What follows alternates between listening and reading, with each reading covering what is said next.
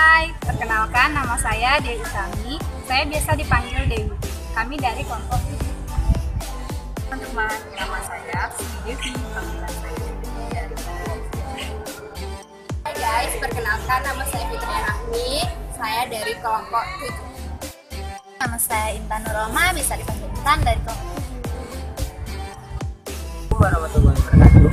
Perkenalkan nama saya Rawayudi dari kelompok 7. Assalamualaikum warahmatullahi wabarakatuh. Perkenalkan nama saya Dunianto. Assalamualaikum warahmatullahi wabarakatuh. Kami dari Prodi Pendidikan Bahasa dan Sastra Indonesia, Universitas Islam Riau. Kami dari kelompok 7. Di sini kami akan menjelaskan tentang karya ilmiah. Berikut penjelasannya.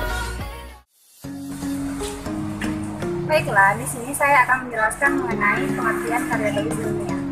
KTI, karya tulis ilmiah, bisa juga dikenal, banyak juga dikenal dengan sebutan karya ilmiah, yang merupakan tulisan atau laporan tertulis yang merupakan hasil dari suatu percobaan atau pengujian yang telah dilakukan oleh seseorang atau suatu tim dengan menggunakan atau sesuai dengan aturan, kaidah, dan etika ilmiah. Kemudian, hakikat karya tulis ilmiah. Hakikat karya tulis ilmiah ini terbagi menjadi 3. Yang pertama yaitu ontologi. Ontologi berasal dari bahasa Yunani, yaitu on atau ontos yang berarti ada, dan logos yang berarti ilmu. Ontologi ini mempelajari bagaimana kebenaran sebuah fakta.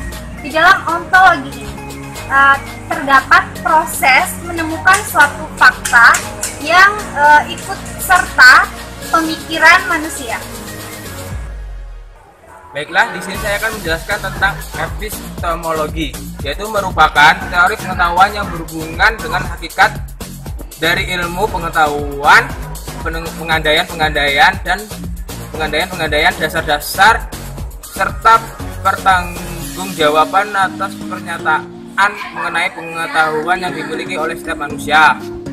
Yaitu di sini saya akan menjelaskan tentang aksiologi, yaitu tentang nilai kegunaan ilmu. Menurut Brand dalam Ampal 2019-163, aksiologi dibagi menjadi 3, yaitu tindakan moral, ekspresi keindahan, dan kehidupan sosiopolitik. Jenis karya ilmiah. Yang pertama, artikel. Artikel itu adalah karya tulis yang dirancang untuk dimuat dalam jurnal atau buku kumpulan. Artikel yang ditulis dengan tata cara ilmiah dan mengikuti pedoman atau konversi ilmiah yang telah disepakati. Selanjutnya ada makalah. Makalah adalah karya tulis yang memuat pemikiran tentang suatu masalah atau topik tertentu dan secara sistematis dan runtut dengan disertai analisis yang logis dan objektif. Yang selanjutnya ada kertas kerja.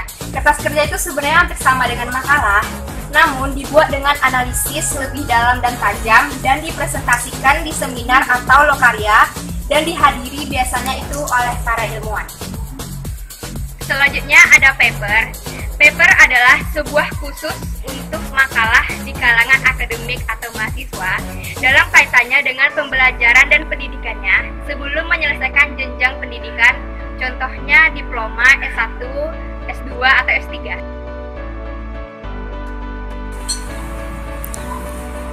Baiklah, di sini saya akan menjelaskan tentang skripsi. Skripsi itu adalah merupakan karya tulis ilmiah yang dibuat oleh mahasiswa untuk mencapai jenjang S1. Di dalam skripsi ini berupa tulisan sistematis. Maksudnya di sini yaitu tulisan dari pemikiran penulis yang diambil dari pemikiran teori. Di sini dalam skripsi ini kita menggunakan teori dan metode yang pasti. Maksudnya di sini tidak bertele-tele, yang akurat, yang kita survei langsung ke lapangan untuk mendapatkan hasil yang lebih bagus. Dan di sini kita menemukan hal yang baru untuk bisa kita kemukakan ke dosen pengampu atau dosen penguji. Yang kedua yaitu tesis. Tesis merupakan karya ilmiah untuk menyelesaikan jenjang S2. Di dalam tesis ini itu kita mengemukakan hal yang baru dari pemikiran penulis. Di sini kita harus menggunakan data yang empiris, fakta, dan menggunakan bahasa yang baik. Menyampaikan tentang disertasi. Kalian mesti tahu disertasi itu apa kan? Nah, disertasi ini dimulai dari jenjang yang lebih tinggi yaitu S3. Disertasi ini di dalamnya terdapat sebuah karya tulis ilmiah untuk menyelesaikan jenjang S3 yang menyampaikan tentang dalil yang dibuktikan, yang dapat dibuktikan oleh seorang penulis. Berdasarkan di dalam dalil itu terdapat sebuah data dan fakta yang bersifat valid atau solid. Yang di dalamnya berisi tentang analisa yang rinci. Lalu terdapat selanjutnya yaitu artikel ilmiah populer. Artikel ilmiah populer ini ditulis atau disampaikannya itu dalam bahasa yang modern. Artikel ilmiah ini dimuat dalam media massa seperti majalah bisa, surat kabar bisa, dan ataupun tabloid. Tahu kan media massa itu apa? Baiklah teman-teman, di sini saya akan menjelaskan tentang syarat-syarat KTI. Yang pertama yaitu asli. Asli di sini yaitu laporan atau gagasan dari penyusunnya yang tidak boleh melalui plagiat atau jebakan, harus dari niat dan tidak boleh ada kecurangan, harus jujur.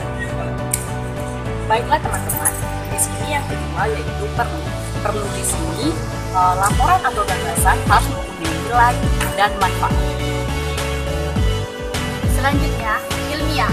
Ilmiah ialah laporan yang disajikan dengan memakai kerangka isi atau mempunyai kebenaran yang sesuai dengan kaidah-kaidah kebenaran ilmiah dan mengikuti peraturan yang telah ditetapkan.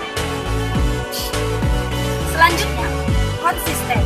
Konsisten ialah isi laporan haruslah pada bidang yang bersangkutan dan mempermasalahkan tentang pembelajaran yang sesuai dengan tugasnya. Demikianlah penjelasan dari kelompok 7 mengenai karya tulis ilmiah. Wassalamualaikum warahmatullahi wabarakatuh. Jangan lupa like, comment, and subscribe. Namun dibuat dengan analisis lebih dalam dan tajam di presentasi dulu.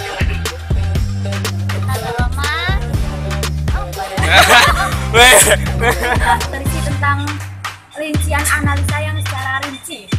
Sudah